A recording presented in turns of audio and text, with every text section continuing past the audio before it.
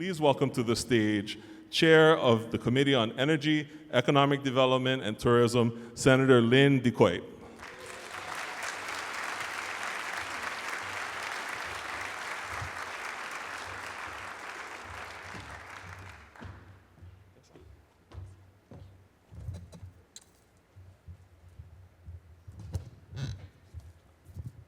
Aloha.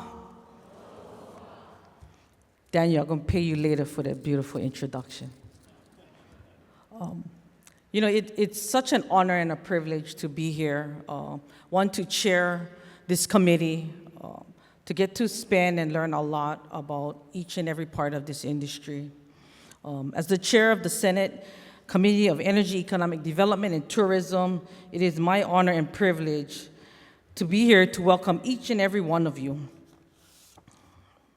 I'd like to start by thanking everyone for your continued support and dedication to our Hawaii visitor industry. Mahalo for not just coming to make Hawaii a premier leisure and business destination, but for your continued support to our economy and our culture. I wanted to share just a little about earlier what you saw. The district that I represent and the island that I live on, Molokai, has been tasked with many changes. And when I saw the Navahine Okekai race that just took place this weekend, I was in Japan, and I reached out to HTA, and I said, you know, Molokai has not had the Molokai Navahine Okekai race, which draws in a lot of people. It draws in people from around the world. It also addresses our situation with tourism and what we will talk about in destination management a little later.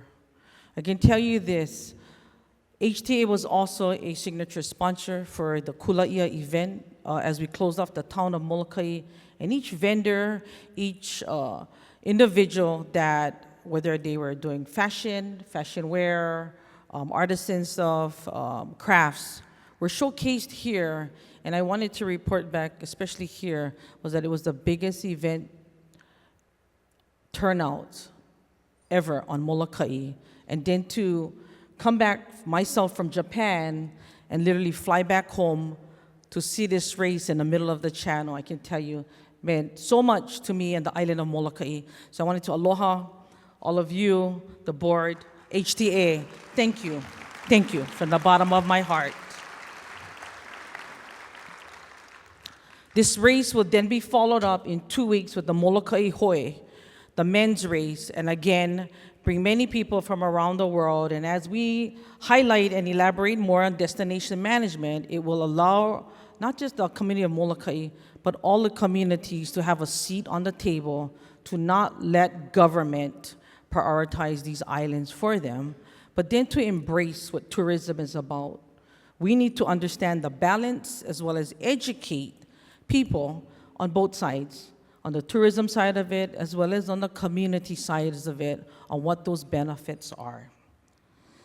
So last year, I'm gonna jump back on my script again because I can get carried away, so I'm gonna jump back on my script. So last year, you provided 212,000 jobs for the Hawaii residents and brought in over $2.4 billion in sales tax revenue.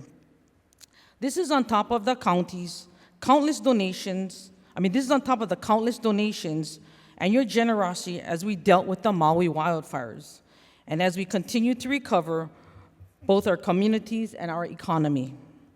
I also want to thank you folks for many of you and the partnerships that you helped with us to help rebuild, and as we continue to rebuild Maui, not just Lahaina, but also upcountry Maui, of an area that I represent as well.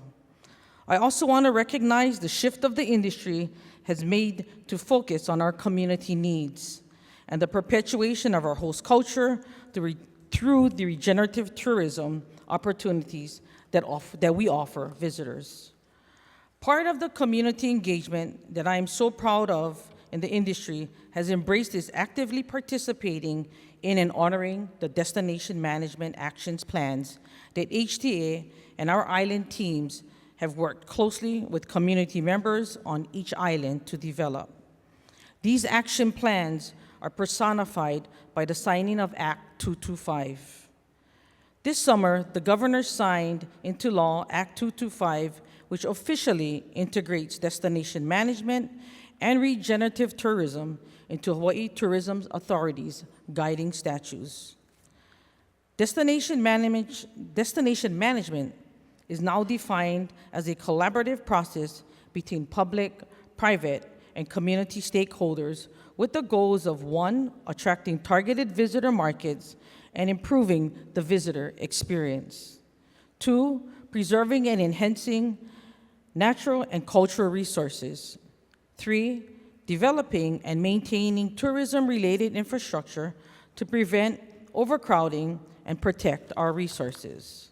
And 4, ensuring the services that improve both the visitor experience and resident quality of life.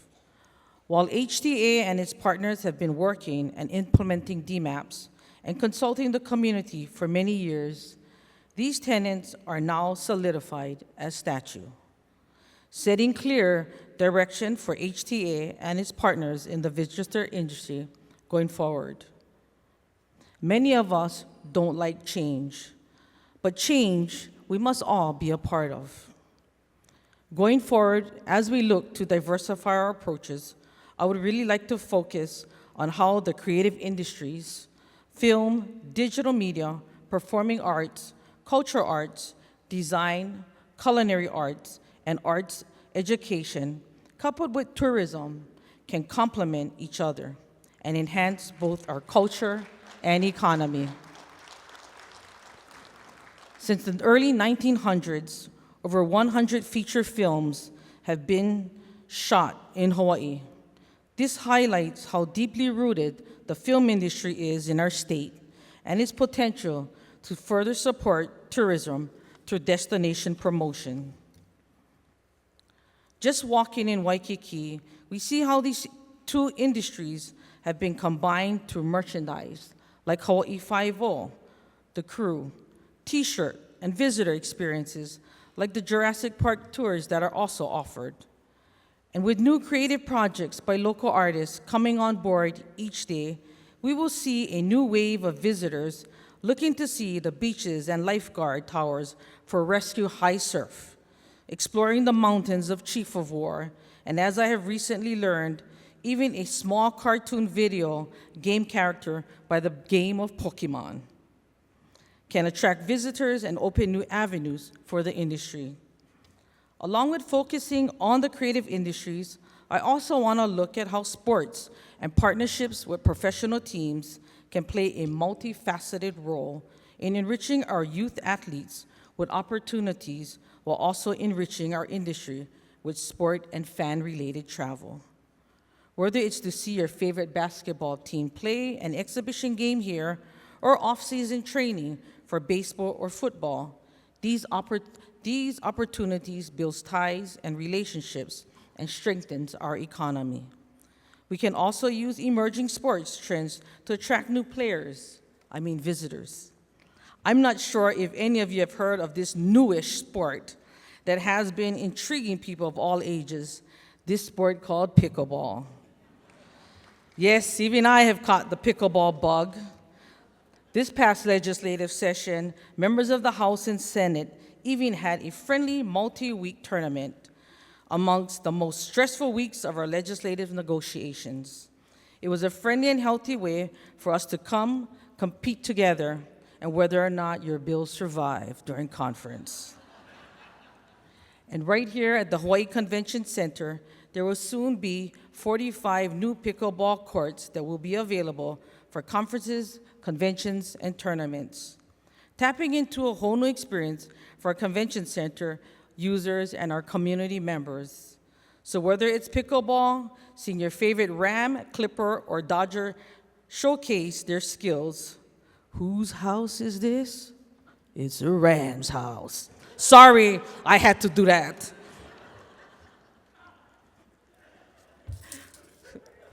They've been super supportive.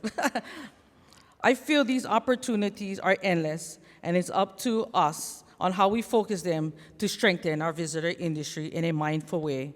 This will happen with everyone in this room coming together with open minds, with the common goal of supporting and valuing our Hawaii, and a shared experience that only the Aloha Spirit can provide. From the bottom of my heart, mahalo nui loa for taking the time to attend this conference. I hope you all have a chance to share, learn, and engage one another in the coming days. Mahalo nui loa. Aloha.